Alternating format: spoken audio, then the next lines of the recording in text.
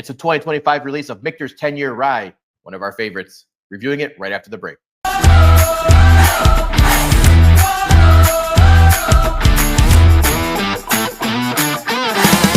Hey everyone, welcome back to Bourbon Bums, HBIC, Master Taster Bologna, and we are here with the Michter's 10-Year Rye. One of my favorites, one of your favorites. I mean, it's no spoiler. I mean, we're not fooling anybody. Our logo is a ripoff of this logo. You can see it right there in the corner. We're a big fan of Michters. Yeah, big fan of Michters, and this is one of our sought-after releases every year, the Bourbon and the Rye.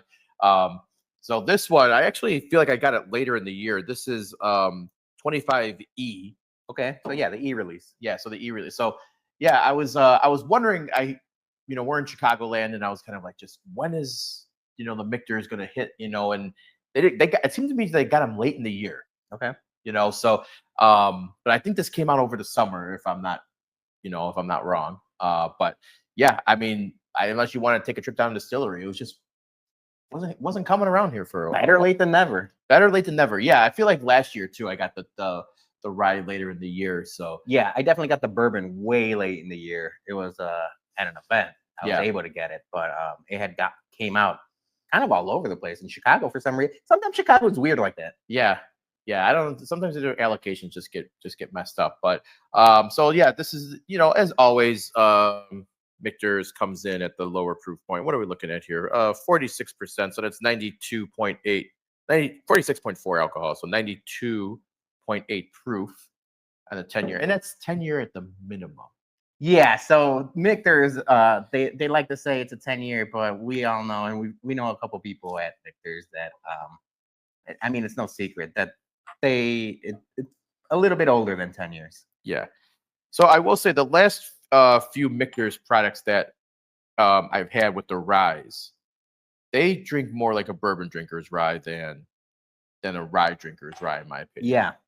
So I'm curious if this is going to follow suit or not, but it is 92.8 proof. So remember, they do come in at the lower barrel entry point for this. But right in the nose, great. Just a lot of earthy. Ooh, there's like an orangey aspect to it. There's like an orange zest or orange marmalade to it. But yeah, it is earthy. Smells like grass. Smells like a little bit like a open field. Yeah, I don't know how to explain that. Is this going to be a rye drinker's rye? This is going to be interesting if it's going to be a spicy one or not, because I'm getting a lot of earthy, like grassy notes on the nose. There's orange there. There's fruit. Yeah, there's like a creamy aspect to it, almost like a marshmallow aspect. Like a creamsicle. Yeah, like a marshmallow aspect to it. Yeah, this is. So, what do you prefer? You prefer the bourbon or the rye for the 10 years? Great question. I am a big fan of Michter's rye products, but it's tough to not say the 10-year bourbon. That 10-year bourbon is so good, so sweet. So for the 10-year releases, I do like the black cap, the bourbon typically. Yeah. But I mean, you can't go wrong with either. Yeah. And as we're reviewing this today, they just announced, I think it was either today or yesterday, that the 20 years coming out, and that's something I've never tried. I'll never have a bottle of it because just the exclusivity and the price point of it. But we did a video with all of the bourbon bums, doing like a 5-bottle explanation of like what we like and stuff. And that was one of my grails, is the 20-year, and it's something that like hopefully we go down to Fort Nelson. One day I'm hoping to try it, but not anytime soon, that's for sure. Yeah. All right. Unless you would like to share some. Yeah. If you got some, send us our way. We'll reward the favor. All right. You ready to get ready to taste? Salute. All right.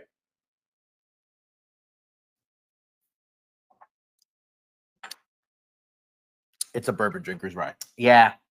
Holy moly. That is like an orange cream savor. There's like I was not excited. To me, this screams nothing of rye, except for the nose. There's a little bit of like earthiness there. It's so mellow. The 92 proof point, like, I'll be honest, it probably would have been better. Okay, there we go. Now I got some Now I got some spice. There's some spice and some earthiness to the back end of it, but Maybe the 'cause front of it is just like because I had the neck pour at the orange first. cream savor. Yeah, it's a very sweet, very sweet. I like your point, mellow. That's a good word. It's super mellow. I probably would like it a few proof points higher, to tell you the truth. Like it leaves a little bit something wanting there. It's like there and gone. Really good flavor. Yeah, it's really good flavors, but it's quick. there and gone. Color is, you know, it's nice. Mm-hmm. I will say, the Michters releases, at least of this year, and this is us coming from, like we just said, we're Michters fans and stuff like that.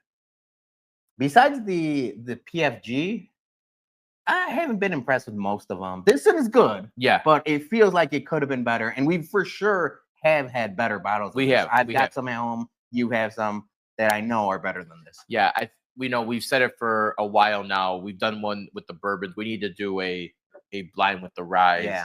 You know, because I think I really like the past couple years of 23 and 24, 10 years were really, really good. I don't now, you know, you blinded, who knows how I'm gonna feel about it, but this just, to me, this screams nothing rye. But yeah, it does give you some spice at the end, but yeah, there's some spice at the end. There's some like lemongrass and citrus to it, but yeah, it's unfortunately there and gone. Yeah, it's boom, quick, almost too crushable. Crush. Yeah, so this bottle might be gone pretty quick. And I'm very curious though to see how much of the variation is between the different, you know, batches of this. Yeah, that's true too. That's a good point. This, I will say, if we're, you know, we were doing a little bit of nitpicking now, if we're complimenting it, this would be a fantastic bottle for someone just getting into whiskey but wants to take a step up from the typical releases, but you're not really there. You know, like maybe a higher proof point is going to blow out your palate. Yeah. This is like a gateway. Can I say like a gateway to allocated whiskey? Oh, okay. I like that. That's a good point. All right, let's give it some grades. Good, not great. If we're talking end of the year stuff, I just don't think it's going to be there. 7.8. Yeah, in my head immediately I thought 7.9. Yeah.